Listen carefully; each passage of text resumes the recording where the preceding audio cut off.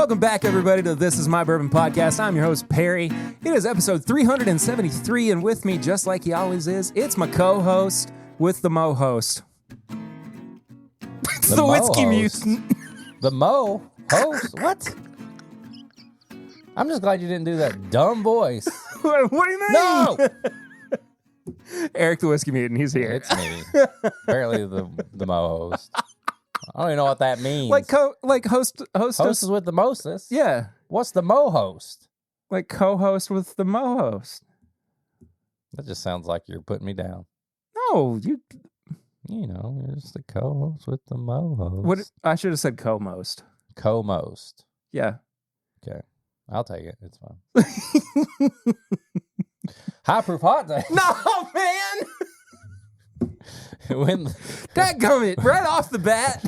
I'm just playing. I try to hype you up and it backfires. Hype.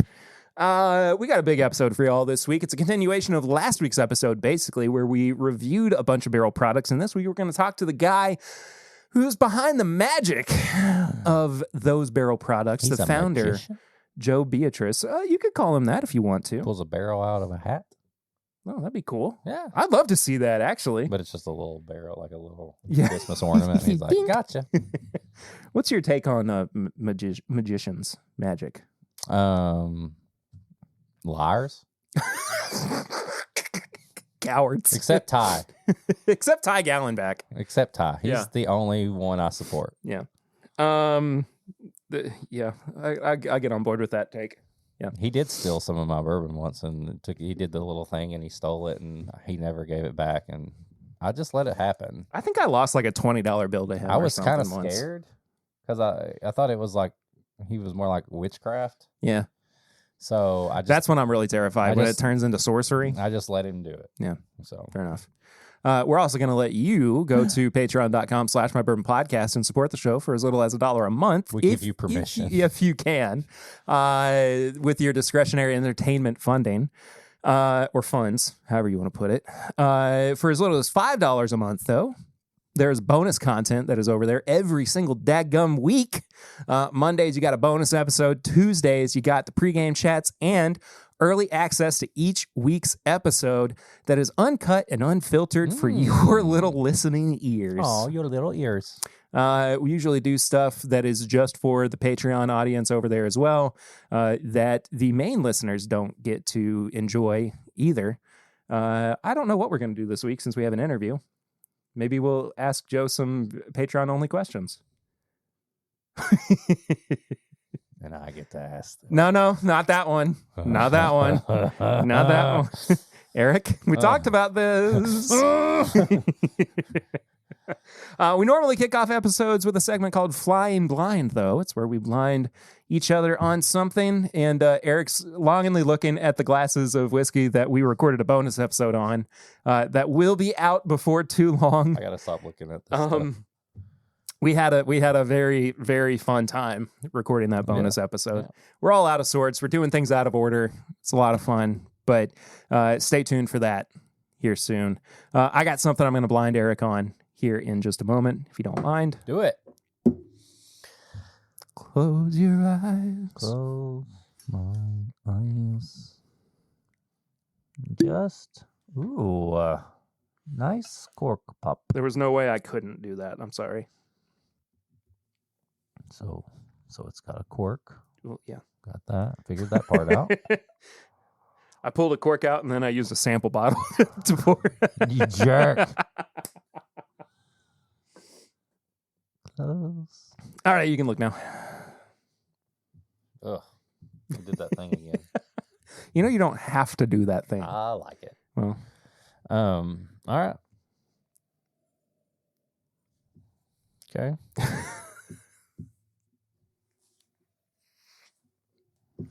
It's okay to reset your nose and your palate if you want.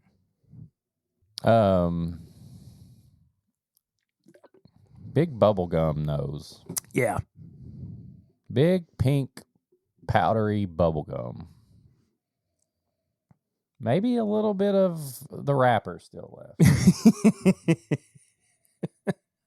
But mainly pink bubblegum. Yeah. I think it tastes better than it smells. I think it smells better than it tastes. Okay. It's kind of got a stale palate up front. I do get more of that bubblegum powder on the finish. And it's deceiving because it smells a little thicker than it tastes. Like I was expecting like a syrupy like thing, and it's kind of thin. I mean, it's a little typical for this brand. It can happen. God, it smells like that pink bubble gum, either a Big League Chew or like the bubble tape. Oh yeah. Not my favorite. Also, not my least favorite either. I'll say that much. Yeah. Bubblegum finish. Yeah. I would assume this is probably 100 proof. Okay. What? Well, that's wrong. It is not. Okay. Not 100 proof? No. It's got some like... It's got some kick to it. I feel like this is like a...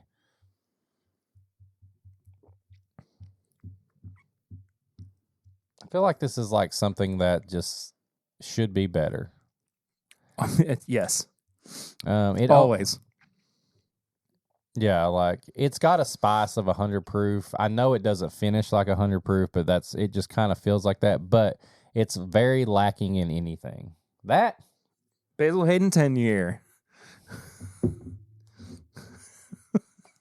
These Basil Haydens are always the worst. I did it for my live stream last night. Paired it up against a bunch of other 10-year-old bourbons, and surprisingly, it fared pretty well when compared to other 10-year-old bourbons. At that nose. I'm not mad about this in general. I'm kind of mad at the palate. I don't think it's that bad. I just think that like not when I've had some other 10-year-old whiskey. Exactly, but also like as is the case with basically every Basil Hayden. Yeah. I just wish it weren't 80 proof. But it is very cool to have a 10-year-old high rye Jim Beam. Yeah. It just it's that high rye that's exactly. It just sucks that it's 80 proof. Now, if this were Old Granddad 114 at 10 years old, it would be amazing. Could it be that if they said that? What do you mean? So with it's the same mash bill. That's what I'm saying. They could say that if they like raise the proof and stuff. Yeah, there's no reason for it not to be. And if it was Old Granddad, they should make this like a belt, but his pants are still falling down. It's like an Old Granddad. See his crack? Yeah. Well, Basil Hayden is Old Granddad. Oh. Yeah. He's like Uncle Daddy. Sure. Got it. Uncle Grandpa. Grandpa. Uncle Daddy. Hello. I don't know.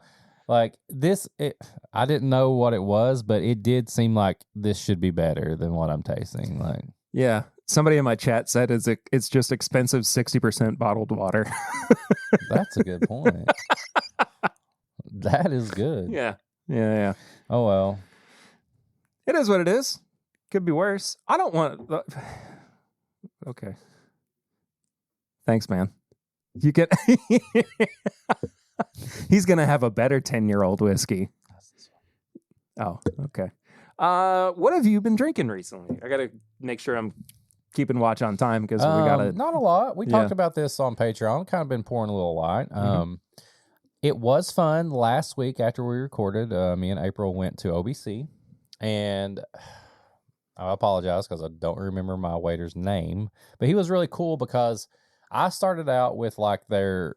discounted pour for Friday. It was the Maker's Mark Heart release. It was $5 a pour. Okay, wasn't bad. $5. I was like, I'm just gonna have. Heart release is just whatever. It is, but a normal Maker's Mark pour is usually like $5 anyway. Yeah. So, but after that, we kind of ate, and April had some cocktails. They hadn't released their new Apocalypse.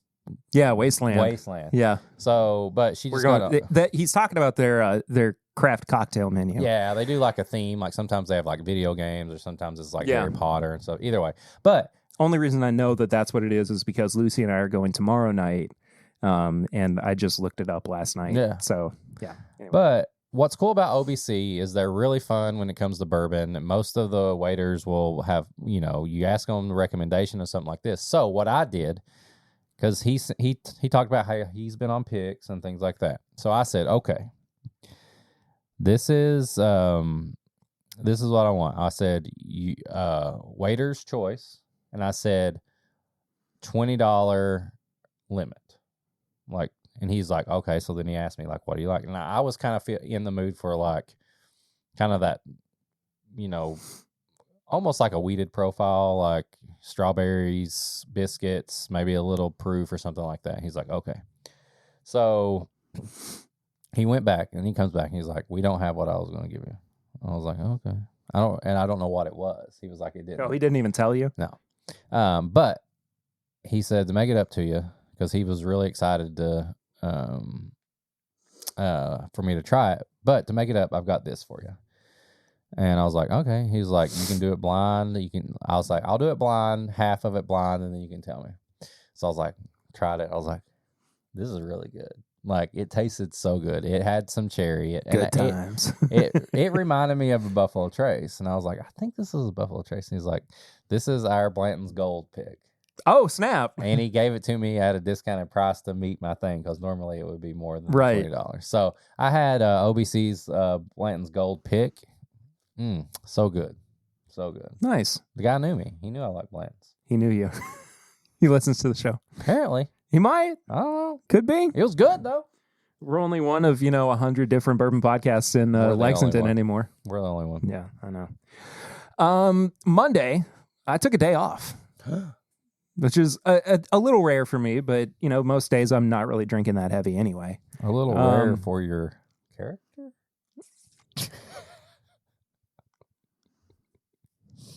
But I have been enjoying my KOA hazmat pick. Okay. Of course. Bit, so. You only need one pour of that to get you going. Yeah, right. But Saturday, I did go to the Bluegrass Barrel. Speaking of Bluegrass Barrel Pickers, I went to their meetup at Hartfield & Co.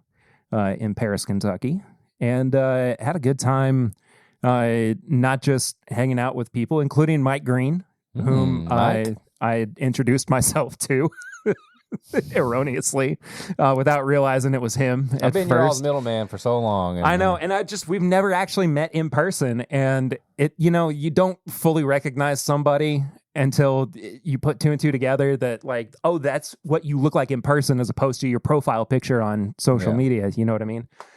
Anyway, it was really good to meet Mike. It was really good to hang out with Jade and Jesse. Made just a bunch of new friends, folks that I have, talked to online for a long time as well. We did a pick too while I was there. You remember the big ornate hazmat bottle? I do. From Hartfield. We did another one of those picks as well. This one is not currently hazmat as far as we know. It could be after it sits through a summer, depending on how long they're going to let it sit. But it was excellent. Just a lot of fun. Got to try a little bit of what Hartfield's got out right now. Sweet. Too. And, Hartfield's had some ups and downs as far as, like, I'm concerned. Some of their weeded stuff right now, really interesting. I'm excited too. I made contact with the guys that own it. So they're likely going to be on the show soon as well. Nice. So we'll talk about that before too long. But otherwise, yeah. Nice. Drinking water? A lot of water. There you go. Always drink your water, kids. Yeah. Folks, we are welcoming back after what feels like 5 years, but it's probably only been a couple at this point. Joe Beatrice to the podcast. He's the founder, of course, of Barrell Craft Spirits. And leading into this, Joe was saying that he just listened to our interview that we did with Tripp last year. And he's kind of at a loss for what we're going to talk about today. But Joe, welcome back to the show, buddy. It's good to see you. Thanks. I'm happy to be here. I'm sure we can find plenty to talk about. There's going to be a couple things for sure, but I want to ask you first and foremost kind of about the state of, the basically the bourbon economy as it is at large. Things are a little tumultuous with how the the export of goods are looking. As it stands right now, how are you all feeling about where? And I know that there have been pauses on tariffs and everything. Are you all immediately feeling any of those impacts, or are you kind of like waiting and seeing in a lot of the same way that people kind of are across the board right now? That's a good question. I can't tell you how many conversations I've had this week from a couple of people in the press I talk to periodically, and even we're on a call with our bankers, and the one of the questions always is, well, what do you think about what do you think about the tariffs? And I'm like, what do I think? Sure. Well, that's a different conversation altogether. Yeah. I mean, it's like the state. It is. Everybody is. I feel like everybody's sort of standing around looking at each other, going, "What do we do now?" Sure. And but in terms of the bourbon world, it's been. I mean, you got to put it a little bit into perspective. And maybe, I mean, before I started this business, I was always watching spirits trends, and right when we started, right around 20, I don't know, it would have been 2013 or 12, somewhere in there. I started going back and looking at longer term trends, and the category. So I start broad, and then we can get narrowed down real quick. But sure. Category is called adult beverages, and that includes beer, wine, spirits, and everything else, including RTDs is rolled into that. That curve, since I started tracking it, goes in one direction relative to population. People drink more, and there's more consumption, and there's more dollars generated, both in volume and in revenue. It continues in a curve. COVID created such an aberration in the curve. Like, the bump was so massive that the rebound from that was to be expected. I don't think anybody expected to be that fast, that dramatic, that sharp, but it happened, and so now I start looking at year over year. The trends are down across every category, pretty much every category. I mean, there's a little bit. The only thing that's buoying it a little bit is the RTD, which is it's a little bit of an aberration, because that's also not just not really ready to drink. It's also seltzer. There's a lot of things in there. Right. But I don't know. And, then you have the GLP-1 drugs, and you got cannabis. You have a lot of factors influencing everything. And so if we get it specific into whiskey, it has absolutely affected whiskey. And it's a really complex question, because there's distributor issues, there's retail issues, and there's consumer issues. Right. And there's product issues, and so you have all of these things going on, and then separate from that, you've got production, which was ramped up at a level that was just astronomical, and so there's a ridiculous amount of product out there still being produced. So it's a. I'm happy to go into any. No. Of course, yeah. It of course is whatever you're comfortable with talking about too. But I mean, on a lot of what you're focused on, of course, as an NDP, is you're buying barrels, right? You're working with, I imagine, barrel brokers too, and the current sentiment that I keep hearing is that barrel brokers are kind of in a weird space, that they're in a glut, but also they can't move their barrels in a way that they were able to, even just this time last year. And so their prices are a lot cheaper than what they were, 12, 24 months ago.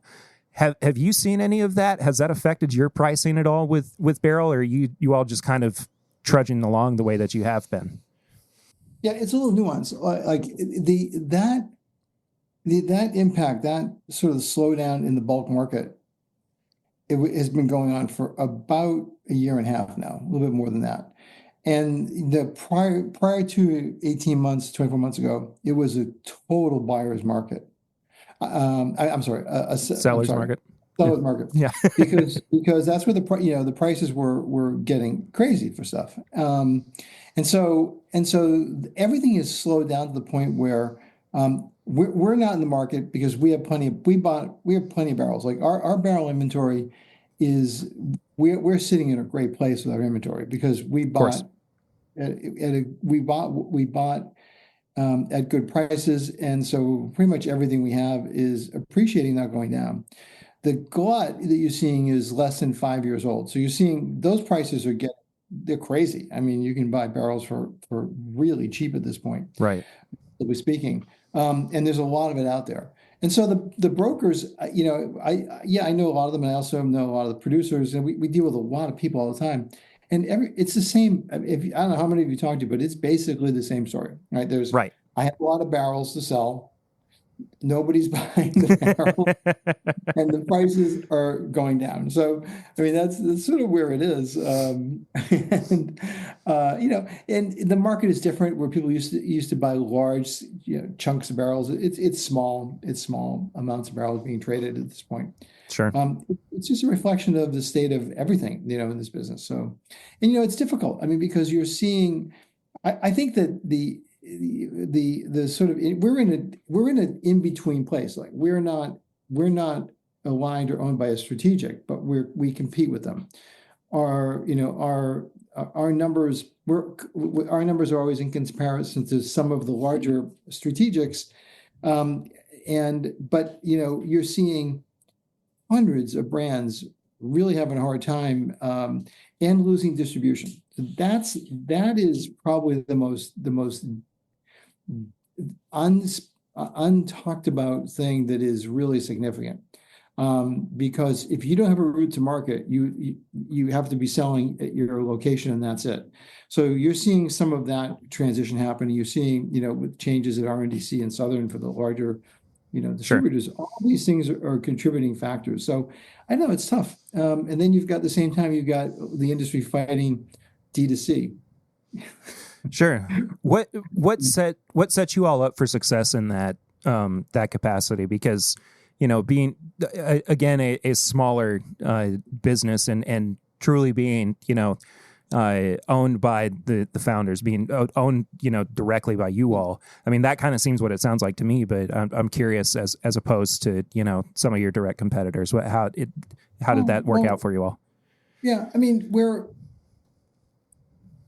it was clear earlier on that we were headed to some issues. So we maintain alignment, in terms of our cost structure and everything. So we made some hard decisions early on, and that prompted questions of like, wow, what's going on with them? Well, what's going on with us is getting out ahead of the market, and sort of seeing things. And we're not out of the clear. Nobody is in a good place right now. It's a really difficult market to be competing in. But I think also for us, we were a little bit larger. We have a truly dedicated following. I mean, our customers they're in it. And so we have some awareness. Plus, we're top of mind a lot of the times. We're producing a lot of products. We're still doing a lot of innovation. So we've changed the way we sort of go to market on innovation a little bit, but we still are doing a lot of it. So it's been we're just changing the way we compete more than anything, really. Let's talk real quick about, not real quick necessarily, but let's move into talking about two of your all's most recent products that we also drank on, reviewed last week. We're going to start with the Double Oak, Double Barreled 5-year age-stated foundation. Talk first about, because I had this thought that it was interesting that y'all moved into finishing on the foundation before having a rye out to complement the bourbon. What was that thought process like for you all?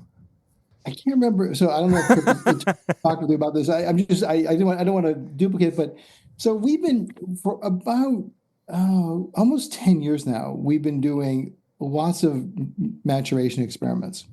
So have we talked about this with you guys? Likely, yeah.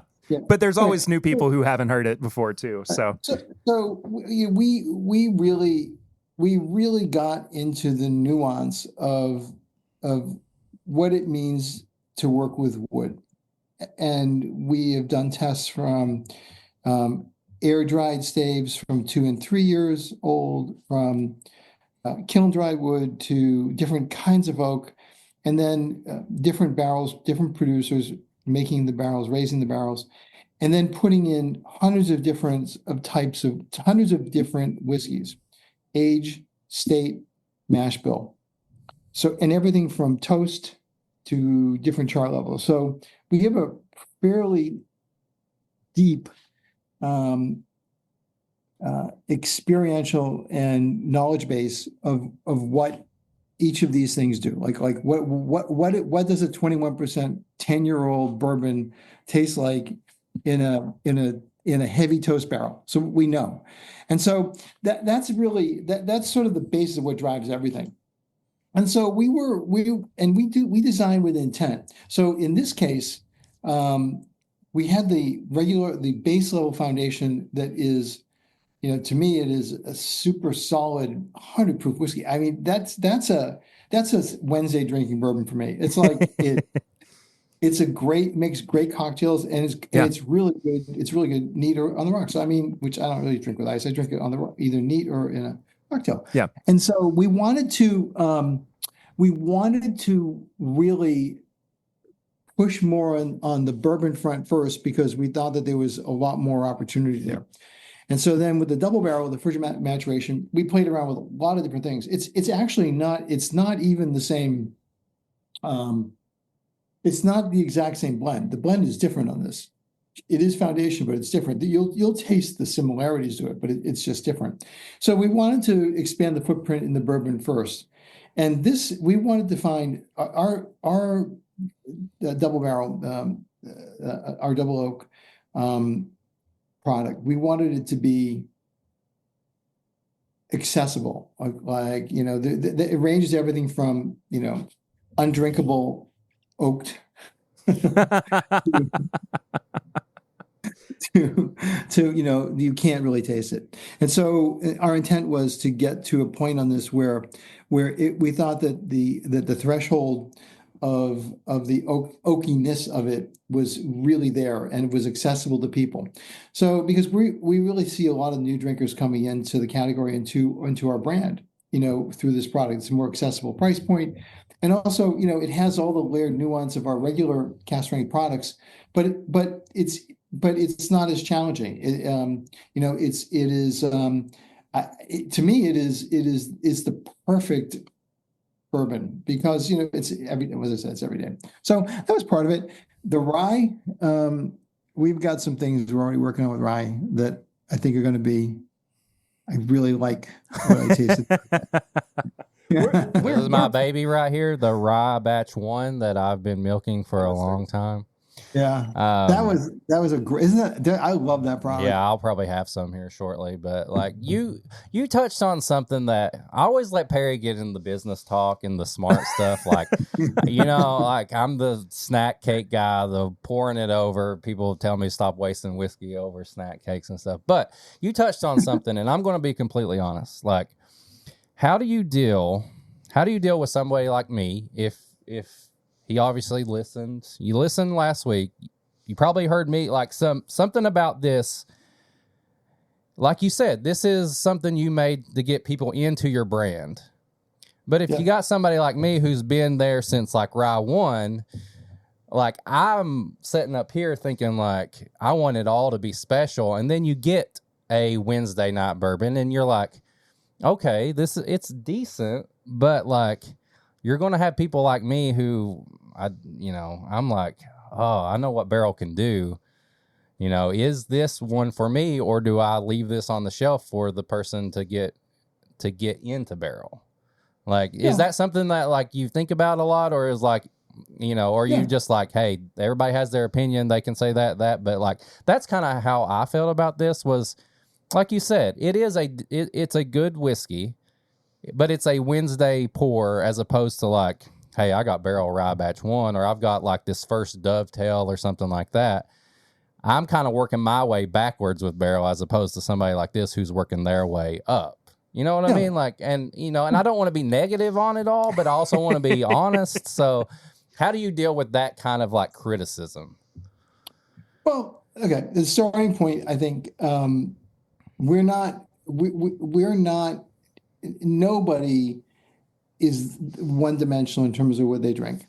Right. Yeah. And it's mood and setting and what you want to do. So there's different times, different places. And the people who are very boring. Oh, yeah, they're exceptionally boring people who are only drinking, Jack and Coke, or they're only drinking Miller Lite, or, I've met a few people who are like that. You know what I mean? But anyway, sorry, continue, Joe. Well, but yeah, I mean, some people, look, I mean, that works. That was the market for 100 years. Of course. And, there was really this sort of a renaissance of bourbon drinking and whiskey drinking that happened. It started about 12, 13 years ago. And Woodford really did usher in something different. I mean, they really, to their credit. I mean, Chris Morris invented that thing. I mean, that was really different and unique. And that's sort of the trend. And not to get into the business again, I'll get back to your question, but you started seeing people wanting that. So there are all the people who want to drink the same thing over and over again, but there are people who want something different. So that's the first point. The second point is we don't put anything in the bottle that we don't think is exceptional. We don't need to. I mean, because as we're blending, somebody asked us one time, what happens when something doesn't work? I'm like, we put it over there and use it for something else because we'll blend something that will complement that differently. So this product is something that I think is exceptional in this criteria that we had. And it's funny because it's funny you say that because so many of our core drinkers are like, I love this. I really like it. And that's great. The other thing, I want to ask you a question though first. Have you had it since you tasted it last week? Just now. Okay. Because I was going to say, next time you taste our products, you got to cleanse your palate before. If you eat an egg salad sandwich and Japanese whiskey, and then go right into these products, it might be influencing your palate. I had some Coke Zero and some water, Joe. Come on. You know how we deal with that. We actually reset with coffee grounds or coffee beans and apple and stuff like that all the time because it zeroes out the palate. Because you don't want. I mean, sometimes we have to be really clear. But also, we usually taste in the morning when we're doing blending. It's actually 4 in the morning when we record. Yeah, could you imagine if we did? Yeah. No, I like you calling us out like that. No, I mean that's completely fair, and I mean that is the, I don't know that can happen. The what am I trying to say? The occupational hazard of what we wind up doing at times, with the show. I'm always I try to be responsible. Perry's not the responsible one. What do you mean? I'm just playing. Okay. Do you ever I think I might have asked this before, but do you ever eat something, whether it's a dessert or a meal, and you're like, what you have in store, what the barrels you got, and you're like, I want to recreate that, or I want to make a pairing or something like that. Is that ever in the process, or are you just kind of living in the moment, you put something in there that tastes good, I can go this way? Do you ever go in pre-thinking I'm going to make a cherry cordial or something like that? Yeah, absolutely. And in fact, so when we're doing a good example of that is when we're doing a batch, we are, first of all, we taste everything blind. Right, so we take the bias out, and when we start planning, we whiteboard profiles of what we're looking for, and then we back test that against previous batches to make sure that we're not replicating anything and we're doing things. So, and it's really interesting the way that Trip, Nick, and I blend because we all have different preferences. I can when we're tasting, we can almost always predict who's going to like which one over another because of our palates, and And so like there are things like I love tropical notes in bourbon. To me, that's the highest good if we can find those things. That and cherry cola. When I can find now you're talking. Cherry, we had a barrel one time, Chuck and I found that was in a rick house, and we tasted it, and it was so unbelievable. We took the barrel out of the rick house and stuck it at our place, and we just kind of had it hidden away there, and we grab a little bit every once in a while, and somebody was there and and tasted it, and we had to sell it to him. I mean, it was. No! It was the saddest moment of my life. It was really not the sad. It was a sad moment. Did you keep some though? Did you keep some? A couple bottles. Yeah. Okay. I could see the face. I know that face. That's I just got a snack cake that I don't want to share with anybody, and I'm going to hide one before they take the whole box. So that's what I do with Christmas tree cakes with my kids. I hide them from them. Yeah, and it's funny because I gravitate to the sweet, and so we did a pairing one time with Girl Scout cookies. Oh yeah, okay. Now we're talking. Yeah, this is right up your alley. Do you ever man. just pour it over the snack and let it like blend in like that? Try it. If you haven't, try the pour over. I'm telling you, this is how I do pairings. I take a little bit of each. It kind of mixes in your mouth. You're okay. Then you kind of get reset, and then you take the snack and you pour it right onto it. I call it the pour over. If you make a mess, it's okay. But it really is like people think I'm crazy and they think I'm just being stupid and wanting people to view, but there is a difference in taste when you pour it directly on there. Like, I mean, there's restaurants we've seen pour like stuff over, drizzle it over, but there is a different taste you get that I think is more like appropriate for a pairing when you've got a little bit of whiskey either soaking into the snack or like hovering above it. You just try it sometime. He might know because we did do it with the egg salad well, sandwiches. If he saw that part, yeah. We're not talking about the egg salad sandwich right now. Not to keep Perry. harping on it and calling ourselves out too. We're not talking about that right now. I'm gonna talk about it a little bit. Try the pour over. Going back to last week's reviews too. I did just pour for us the ice wine finish, which is a lot more. I think regardless of where our palates were last week, I think if we're gonna post a retraction, you can be critical. You can be. You have to understand. You asked a question one time about being competitive. I'm the most competitive person on the planet. Okay? I'm not gonna lie. It kills me. It really irritates me when I see things out there and I'm like, oh, that's really good. I'm glad we inspired you, but not really. I'm like, sure. Okay, that's okay. But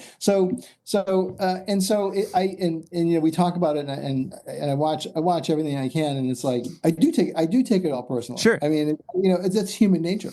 But I'm sorry, Joe. But I will say though, like I enjoyed this last week more than Eric did, and I still think that I enjoy this quite a bit now too, though. I think that there is a good balance of these really kind of subtle sweet notes with more herbal and floral things going on with it that really in and of itself it's nothing that I've ever really had. I mean, ice wine is not a finish that you really find on the market at all, and I like it quite a bit. I mean, I don't have an issue with it.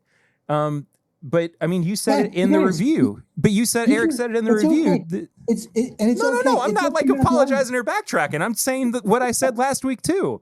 But Eric said last week that it just wasn't for him. Yeah, it's just not for me. I mean, I've been a very open about finishing fatigue, I guess. So I agree. I go up and down. I will be honest, and this is just not blowing smoke. Getting Dovetail, the first release of that kind of set me on my first journey of finishing, really seeing what's in there, and now we got so many finishes. It's I tend to just go back to the the rye one, or like you were saying, those blends. I'm still milking batch 18 bourbon. Yeah, this was a cherry cola cake to me right there. So I don't know. I got your palate. I got your palate dial in. I know what you like. Okay. Let me just finish what I was saying. It's okay. Look, I didn't mean that. Let me just connect the thought. Yeah, I'm really competitive and I do take it personally. But you know what?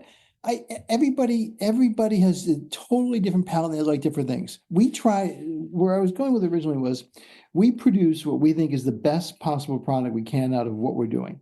And that's what goes in there. So if we don't like it, it doesn't happen. Sure. And and people not everybody likes it. Like Armida to me did you like Armida? Did you have it? I did. Yeah, no, I did. Okay. Yeah. Because that was one of our products that was incredibly divisive. It was very divisive. I remember. Yeah. Yeah. Or didn't like it. And I loved it because I love pear and the way that pear eau de vie we used. I remember. Was just we still have some. Okay. Spectacular that we've been keeping around for another project. We'll figure it out. But I mean, you are right. You can't please everybody, and it's like, but sometimes it's like when you're on this side of things, it's like I want to be truthful, but also I'm like I don't want to make them upset, but I want them to be. And it's like I'm just having this internal struggle sometimes, and I don't want to feel like the person that's always like, no matter what, I'm going to tell them what they want to hear and all that. So I appreciate you bringing that up. And we don't want to hear that. I have to tell you, it was really important. When I first started this business, I took our product to the people who I thought would be the harshest critics. I wanted to know what they thought. Yeah. And the time we used to call them bloggers, right? I mean, and that was only a few years ago. And right. Yeah. And so we give it to the bloggers, and we really listen. We do listen to the feedback because we do want to hear what people think. We're not in this thing to create a product that we're not trying to change the world. We're blending whiskey. Sure. And we want to make everybody happy. And so, but we blend to what we think is good, but we do listen to feedback, and we do factor that into what we're thinking. But let's go back to ice wine for a second, because it's funny because it's one of those things that I really like. And to me, ice wine pairing, I love ice wine at the end of dinner with cheese. Interesting. And the stinkier the cheese, ice wine, the better it is. That's a pairing. That's a pairing. That to me is aside from the chocolate lava cake. Sure. Aside from that thing, right? My palate just recently developed to the point where I started liking stinky cheese. Just recently. I guess I'm starting to get to that point in my life where really bold, weird flavors are working for my palate. But I've never had just ice wine before. So now I'm going to have to. Yeah, and your palate's, first of all, your palate changes all the time. But of course, yeah. It's funny. Early, many years ago, I was talking to a Scotch producer, and they were telling me that for the most part, they ignore people under 30 because people under 30, this is a gross generalization, right? It don't like Scotch. And I said, maybe not, but that's an interesting it's an interesting way to look at the world. Like if that's, okay. So, and then that, I'll tell you, so the beginning, the origin of sort of finishing was the first finished whiskey I drank was a sherry finished Scotch. And I hated it. I'm like, this is terrible. Like I taste sherry, I taste Scotch, yeah, and I don't like either one of them here.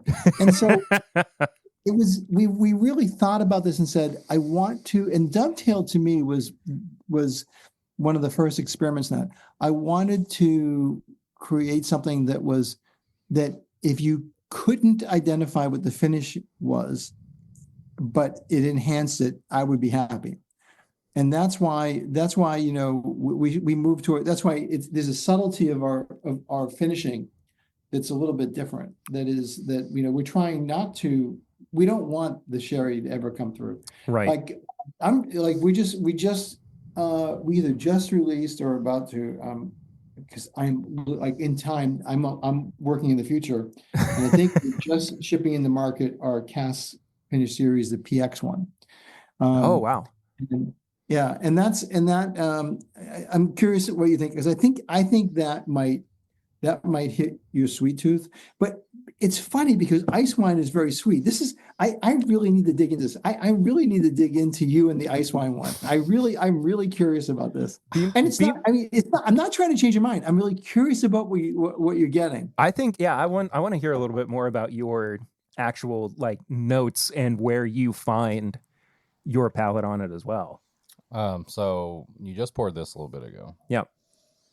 And to me, it's almost got that feeling of if your parents tried to hide something healthy in a dessert. Like you can see the sweetness getting ready to help, but like maybe there's like it's like a vegetable like note or something I'm getting that it's like it's almost there, and then it's like, are you tricking me right now? Are you trying to make me eat healthy? Like I get almost like there's almost like a carrot note in there, but it's not like that sweet carrot cake. I think he's talking about the like herbal notes that I'm getting at. I mean, that's just how I'm thinking. I think no. I totally understand what you're saying, but I think that like we're not indifferent in what we're talking about. I think it literally is just getting down to how we interpret it and what we prefer. I have the palate of a 5-year-old. It's not that at all. For me, it translates more into the fruit realm. Sure. And yeah. This is just interesting because I mean, you're going to, for you, it's going more toward a vegetable flavor, which is, I don't know. It's like a carrot. I don't know. I feel like I'm at therapy right now. Carrot cake. Therapy with Joe. I don't know. Like, and so, how does that make you feel? Yeah, it makes me feel like you're trying to hide something from me. Like you're like trying to make me eat healthy. Like, what we're going to get this guy to like this finish. We're going to do whatever we can. It's stevia instead of full strength I don't sugar. know. That's just how I feel. Like I just get like. It's almost like it hits right at one point. I think it's going to be like a sweet, like carrot cake, but it goes into almost like. I love that. Yeah, a healthy no. I don't know. Like I love carrot cake. Here's something for you, Ramona, my dog. You just saw there. Yes. Oh God, you're going to tell me to eat dog food. I gave up years ago trying to like hide pills in food. Right? she I don't know how dogs can spit out, how they can eat the cheese out of a pill and spit the pill out. Yeah, it doesn't matter what it is. And so I went the other direction with her, and all I do now is I take a glob of peanut butter and stick the pill on top, and she eats it like nothing. And it's because I'm not trying to hide it. So how that relates here is if we were trying to hide something, I'd probably just hit you over the head with it. It makes sense. Okay. You know what? Next time we're going to do this at our place. Okay. And we're gonna taste a bunch of stuff. I think that sounds great. We've always needed to come to Barrell anyway and visit and just see the facilities as it is. But I mean the funny thing though is that like when you talk about like hiding something, there's virtually nothing to be hidden. I didn't say Joe is particularly trying to hide vegetables. I know. It's just like the thought process behind it. This is what I have to deal with, Joe. Like he's taking it literal. No, it tastes like somebody's trying to hide something from me. You did want to ask Joe though about in the New Year blend. The Texas whiskey. How much Texas whiskey was in Joe, there? You're going to have. That's another therapy session for me and Texas whiskey. Well, I've just, and I'll tell you, I'll preface it what we make, but what happened with you and Texas whiskey in your? I've been burned so many times, and I've had people try to tell me that I would like this, and they blinded me. They've done it, and it got to a point where they just gave me the worst whiskey ever, and like they just wanted to be mean to me. Like we are literally. I've been sent some of the worst samples ever. Once people were like, "We need to get you to like Texas whiskey." I don't know if it's just like that. Some of it's hyper age with the heat and it's younger. I don't know if it reminds me of something else. Maybe there's past trauma or something. I don't know, but there is just something about it. Like I just can't. Like I don't know. Like, but I know you probably are thinking of a way to use it in the blend. But yeah, that's what I was curious about. Like, how do you feel about Texas whiskey? Let's go back. I think that a couple of things. I think first, what you said is correct. Um, because of the intense heat, it does accelerate the maturation, but it's also not in the same, the difference between aging or maturing whiskey in Scotland versus Kentucky versus Texas is really different. So in Texas, it's accelerated, one of the artifacts I think most of the Texas distillers will probably tell you is that they'll lose a lot of whiskey because it's so hot, right? I mean, they'll lose it quicker, so they want to use it to keep some yield. So we've looked at, we sit in a position where we taste lots of stuff, and we turn down lots of whiskey, and we only buy it when there's something interesting about it. So this whiskey that we found, we really liked, and then we bought a bunch, and we'll use it in pieces wherever there's a nuance to it that we can use to balance out something else or to change something, enhance something is more the right word. So, but going back to the concept with New Year was always, we wanted to look at the year and look at all the things that we did in blends and say, can we use something from all of those? Is something that would contribute? And the answer is not always. So if it doesn't, we'll use such a minimal amount of it that it's not apparent. But but on the other hand, the way that we're doing the blends, and we blend that whiskey in stages. So we make components. So if there are 30 different whiskeys in there, we might make 4 different components out of those, and each one of those components might be made of 5 or 8 whiskeys that we then sort of blend until we get to the point. So the short answer to your question is the amount of Texas whiskey in that is so infinitesimal. I knew that was going to be the answer too. Is the thing. Well, you could have gave me a heads up about it. I tried to. I don't know. I appreciate you answering that though, because like it is an ongoing thing with me. Like it's a random like string where people just keep sending me blinds, and they're like, "You're going to like this," and I'm like, "This is Texas whiskey." And to be fair, we have had some truly abhorrent Texas whiskey. I mean, there has been some where you would think that a rotted corpse sat in the cask before whiskey actually went into it. I mean, they're mean to us, Joe. We try to be nice to everybody. We just, I know. we just won't buy it rather than, look, and here's the thing. Everybody's trying to do the best, and some of the products, and especially like in some old pot still stuff, it's just not there. And of course, it's just, it happens. It's what they did, there's you've got, a lot of times you've got contamination, and which is probably the biggest factor in the fermentation, because that's never blended away or aged away or anything. There's nothing you can do about that. Right. And so, Tripp is the eagle eye on a bad fermentation. He can smell it. He open the bottle and he's like, no. But my last question. Good. Do you have any more of Rye Batch 1? I'll look around.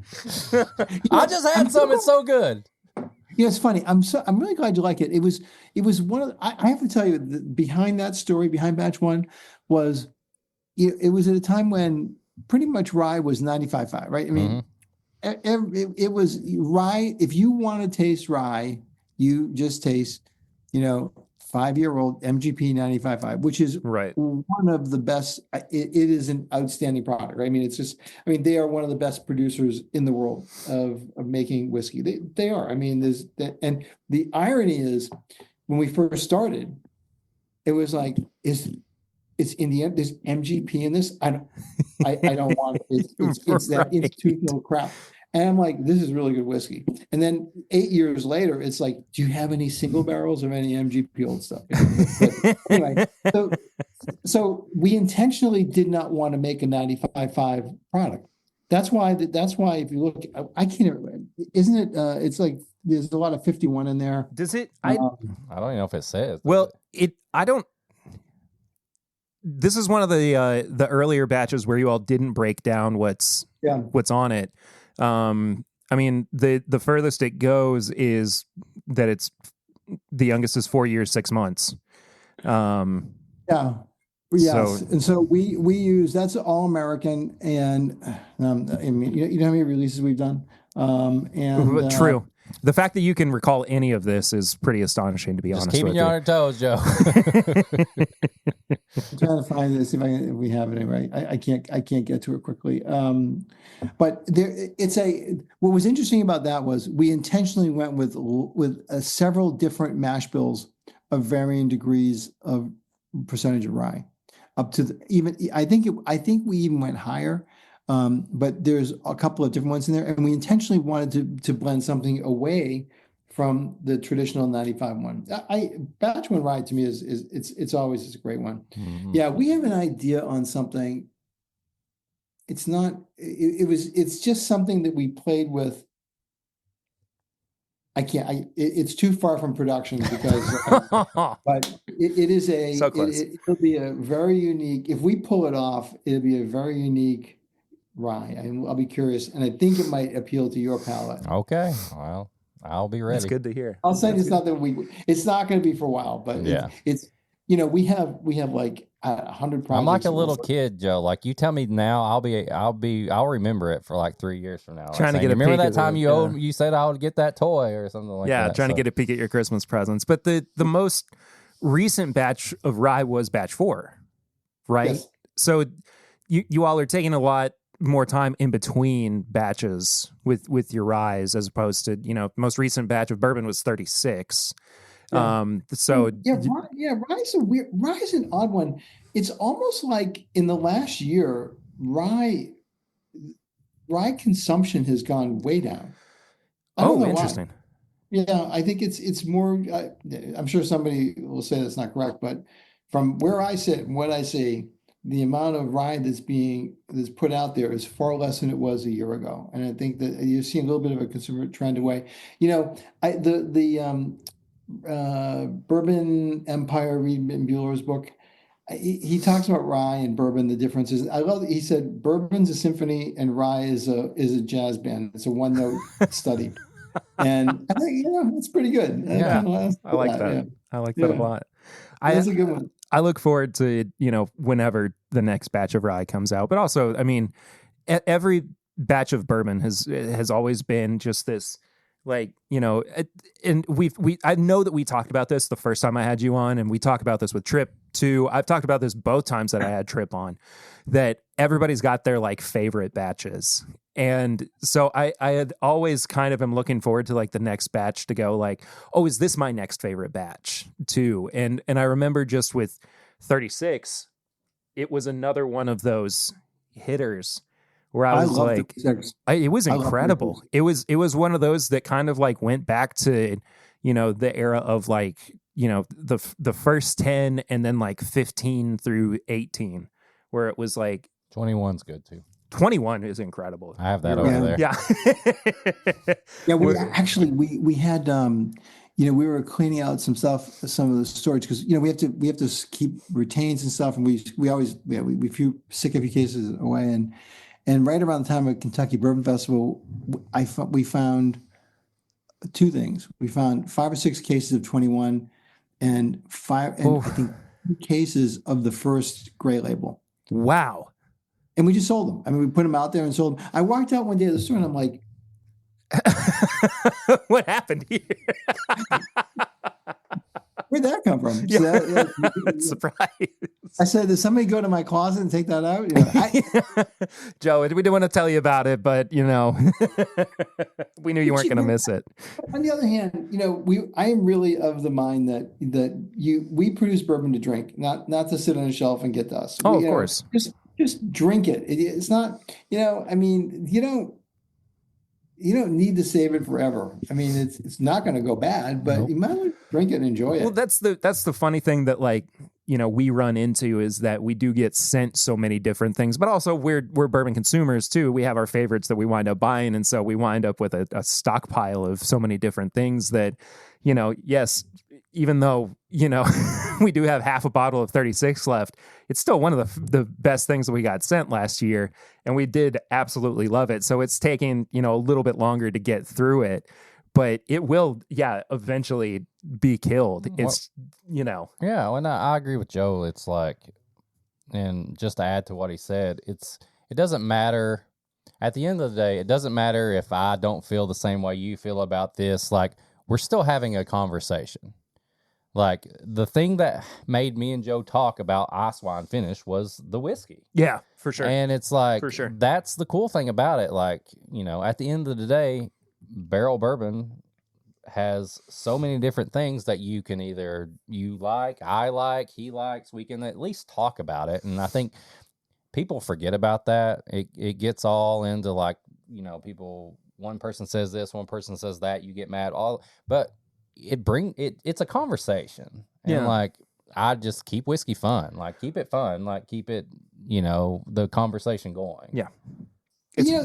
Maybe this is like the kindergarten for the world stage, right? If we just can talk about it. Yeah, let's just talk about it. I agree. Not hate each other because you didn't like it. We'd be in a better place. So we're going to use whiskey to bring the world together. Exactly. There we go. You heard it here first. I hope so. And this will be the last thing I think we talk about before we let you go too. But I talked about this with Chad from his Bourbon Night a couple weeks ago, that there is this, of course, increasing divisiveness that we keep feeling currently, especially in the US, and it feels like, even though bourbon was supposed to be the great unifier for so long, there are a lot of factors that lead to us feeling like we can't always sit down and let those factors that might separate us one way or another over a glass of whiskey kind of shed themselves. And I think that there are a lot of people who are actively trying to make that not the case in one way or another. And I don't know. I wish that, we could, in very, kindergarten terms, like use whiskey to bring us back together for sure. But I don't know. It's whiskey. It's whiskey. It's whiskey. Exactly. Yeah. I mean, just, what? We shouldn't take it so seriously. But as we established today, you guys' number one pick is ice wine, and we're going to stay with that. It's Eric's favorite whiskey of all time. He's going to drink the whole bottle tonight. Joe, I'm waiting on that cherry cola finish. Okay, so let's go. Joe, thank you so much for coming back on the show. I know you got to get out of here in just a second, but this has been great. It's always a pleasure to have you on the show, and it's really good to see you guys. Great to see you too. We'll do it sometime in there. Yeah, get your couch ready, because I'm going to be laying there and we're going to have a therapy session together. So, well, I'll tell you how I really feel about it. No, I think you've said enough. I think you're good. We'll be off camera. It's fine. Joe, cheers, buddy. Thank you so much. Hey, thank you. That was a heck of an interview. Where's Joe? He's gone. I need to talk about stuff. Why? You already did. I need to talk about more stuff. Okay, he's my unofficial He's therapist. your new therapist. Yeah, it's true. We also did a little debrief for Patreon too, if you want to go hear that. Pulled out some more bottles. I did. You all know we're fans of Barrell anyway. Even if Eric had some things to say about the ice wine finish. I'm the one to blame on this. Jesus. I like the ice wine finish. Yeah, but we did 3 bottles. I know some other ones you were a little iffy I was about. a little iffy on it. Yeah, that's true. Either way, they got a lot of stuff. They do. And there's plenty for anybody who is, just curious about their brand, if they want to go in and just try different things. It's there for you. So give them a shot. You can buy it online as well, barrelbourbon.com. Barrel is spelled with 2 R's and 2 L's. Ooh, double. Yeah. I should have asked him about anybody that. Who didn't know. How have we never asked them about that? I think he said it before. I don't know if he has. I feel like I've heard this story before. Maybe. I don't know. Shoot. Why do I spell my name with a C instead of a K? No. I thought that's pretty normal. Anyway, whatever. We're moving on to barrel rings.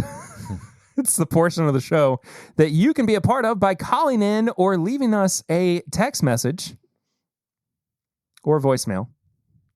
Whatever. Call in, leave a text message. Yeah. Voice text. Leave us a voicemail or send us a text message to the number 859-428-8253. And this week's voicemail comes from our buddy Jared. No, this guy. Who initially earlier in the week tried to call in, and this is what happened. Oh, good job. And then he tried a second time, and this is what happened. Still nothing. And then he tried a third time, and this is what happened. Hey, what's up, guys? Oh, there he is. Jared here. I had a question for you. Okay. Over the weekend, I was watching the '89 Batman movie called Batman 2.0. Probably, I think it was like the first Batman after like the Adam West. the campy series. Mm-hmm. The Michael Keaton Batman and Jack Nicholson as the Joker did a fantastic job. Jack Palance, classic movie, great stuff. But in that movie, Batman actively murders people. He kills a bunch of the Joker's henchmen various times, and then really just at the end of the movie, just drops Joker off a building, pretty much. I mean, he'd call it manslaughter, maybe. He had a brick to his ankle, but it is one of the few instances, one of the only other instances I can remember, that Batman kills people. In pretty much every other movie line, he is actively against murder. He actually stops, unlike the Batman Superman series that DC's doing now, he's preventing people from murdering other people. So, just wonder if you guys noticed that, and if you can think of any other instances of, Batman being a murderer. All right.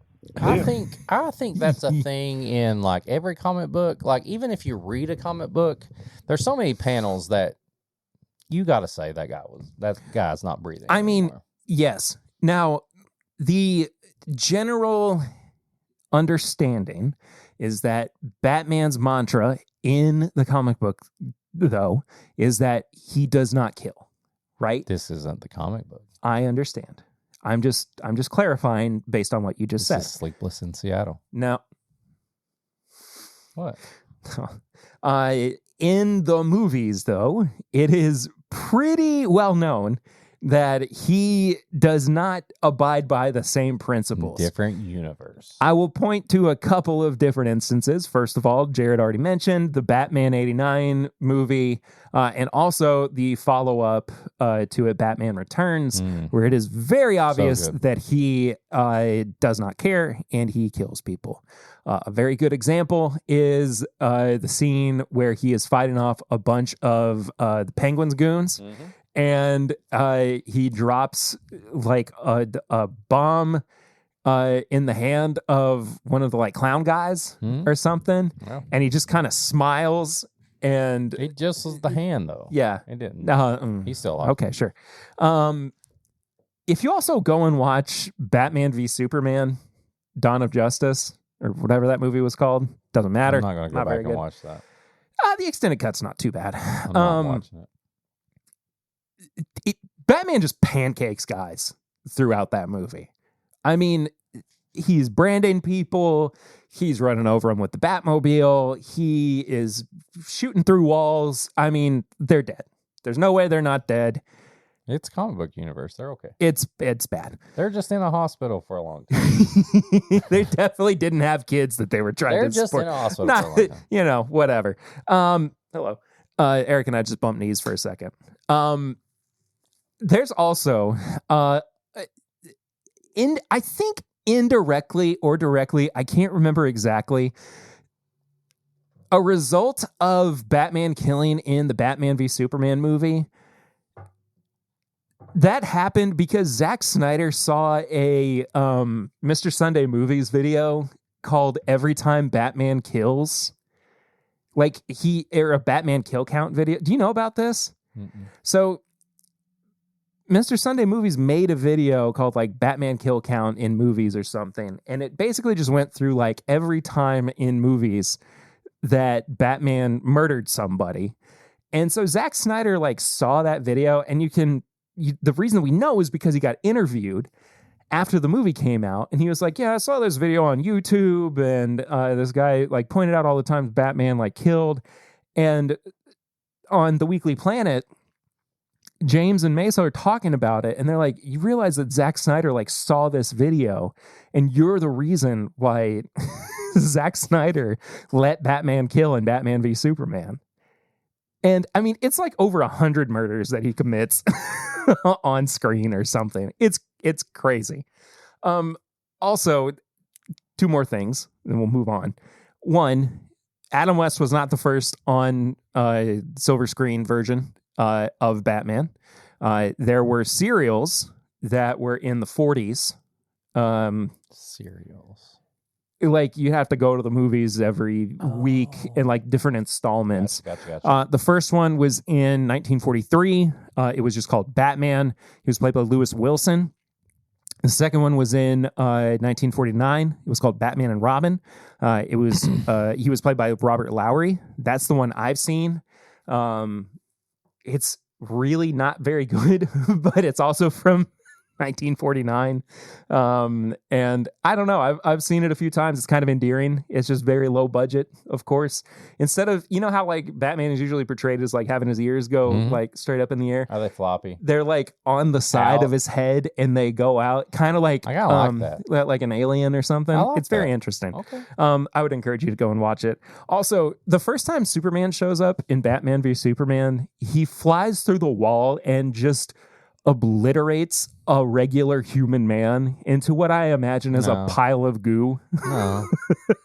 Superman can do things at a rate of speed that we can't see, so he Oh, okay. moved around a little bit. That guy is just knocked out.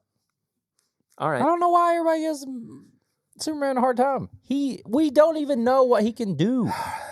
He literally All right. knows. He can make a split-second move, and that person is fine. Okay. You might be right. I do want to watch old Batman now. You should always watch old Batman stuff. Well, I It's- mean, I always watch old Batman stuff. It's just been a while since I did. Have you ever seen the animated Batman movies with Adam West? No, They made them in 2016 and 2017. I didn't watch those. They're actually really interesting. They're pretty good. I kind of They- want to watch. What is it? Mask of the Phantasm. Yeah, oh, yeah. it's so good. Whew. Oh, Kevin Conroy's Batman. Mhm. Good stuff. Anyway, do you have any high proof hot takes? No, I'm good.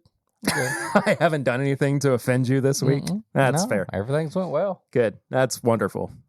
Tips and bits, though. Tips and bits. It's a segment of the show where we recommend things we've been watching, reading, listening to, enjoying, that we want you to enjoy also. And I got a few things. I got a couple things. Let's talk about it. All right. You want me to go first? Yeah.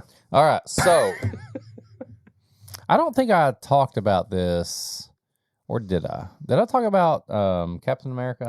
You did not. No. So I have not seen it. I'm going to talk about two Marvel things right now. Actually, two Marvel things and Turtles. If you saw I've been trying to do something different with Whiskey Mutant on Instagram. And I've been doing like some quick pairings, like whether it's a snack or a comic book. I did The Last Ronin pairing the other day. That's a Ninja Turtle comic book. I don't want to give any spoilers. It's basically if you grew up with turtles, well, here we are. But I watched Captain America, the newest one. Everybody knows it's got Red Hulk in it. I will just say, without any spoilers.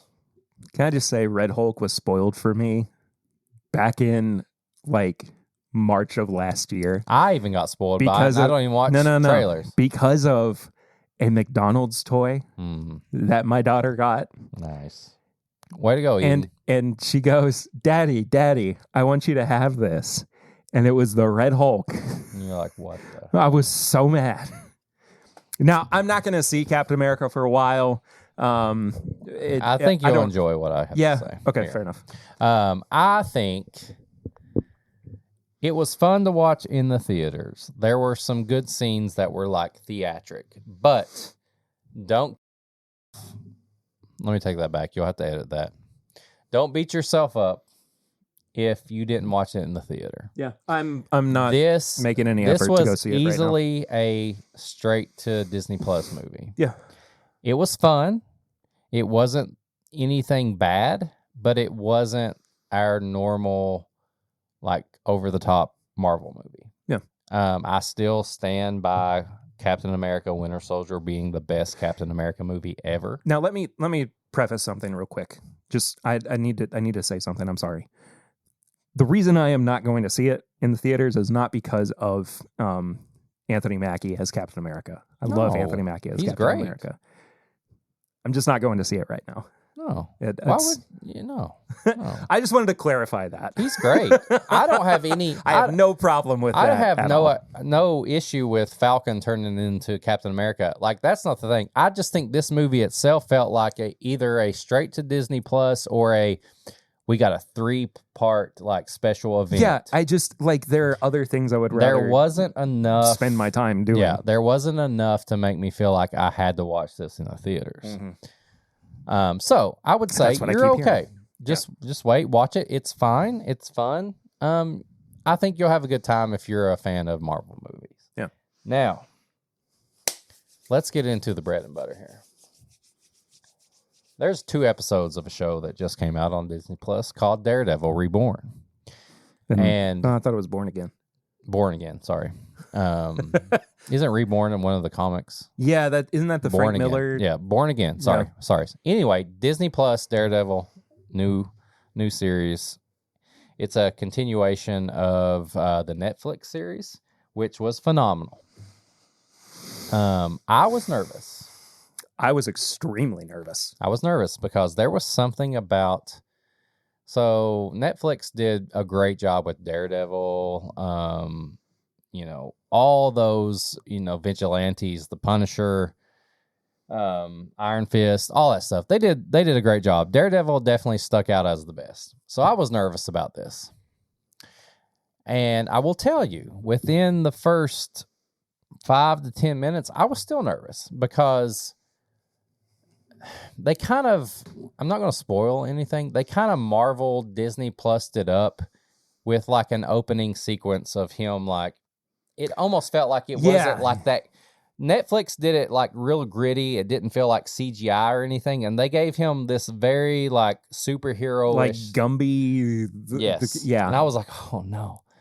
After that though, my goodness. Yeah. These first 2 episodes of Daredevil were absolutely amazing.